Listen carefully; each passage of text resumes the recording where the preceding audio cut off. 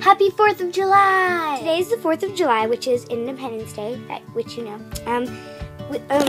We set up fireworks, so I'm going to show you them going off. I'm also going to show you my dress I made. Okay. So I made this dress. I used duct tape for the belt, and yeah, so I used that. And then I sewed it. So I sewed it in the back. It's not really that good in the back, but you know.